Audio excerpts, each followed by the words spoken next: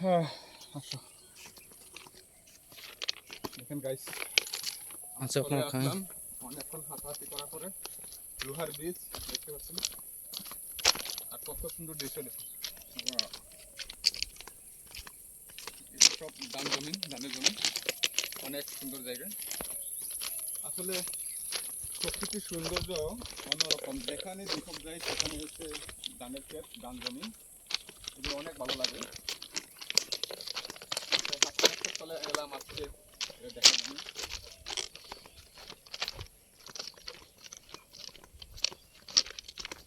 আসলে রেল লাইনের পথ ধরে হাঁটা অনেক কষ্ট, তারপরেও আপনাদের জন্য এই নতুন ভিডিও নিয়ে আসার জন্য আমি আসলে কষ্ট করে এখানে আসলাম অনেক পথ ধরে। বিশেষ করে আপনারা দেখেন কত দূর, এত রেলপথ অনেক দূর। আর এখানে দেখেন,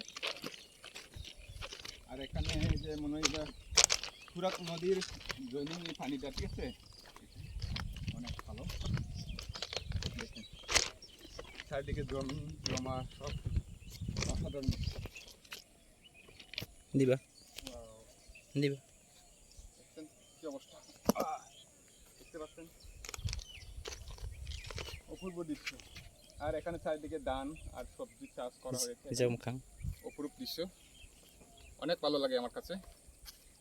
আসলে অনেক দিন আসবো আসবো বলে আসা হয় না, তাই হঠাৎ করে আজকে আমি চলে এলাম এখানে ঘোরার জন্য।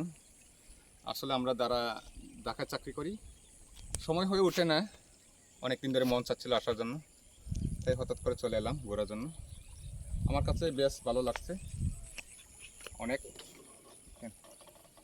কি সুন্দর দৃশ্য, আপনারা দেখেন, অনেকটি দৃশ্য দেখেন। এখানে লোকজন আছে দেখা যায় না, যারা কৃষক ওদেরকে দেখা যায়, কিন্তু এখানে পশু পাখি, অনেক পাখির ঝিকিমিকি আওয়াজগুলো শোনা যায়।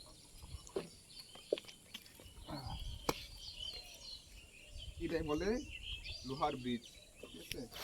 আসলে আমি ভাবছিলাম কি এখানে বিশাল বড় লোহা হবে, এখানে ব্রিজ আছে, আসলে ছোট্ট একটা ব্রিজ এখানে মাঝখানে গ্যাপ, এটার নামই হচ্ছে লোহার ব্রিজ।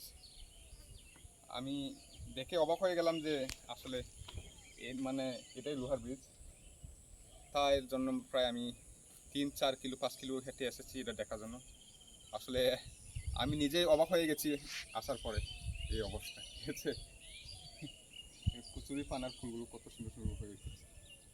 এখানে বর্ষাকালের দিন মাছ পাওয়া যায়, এখন বর্ষাকাল না গরমকাল, তাই এখানে তেমন পানি নেই। বাহ, শিরশির করে বাতাস আসছে, অনেক ভালো লাগছে আমার কাছে।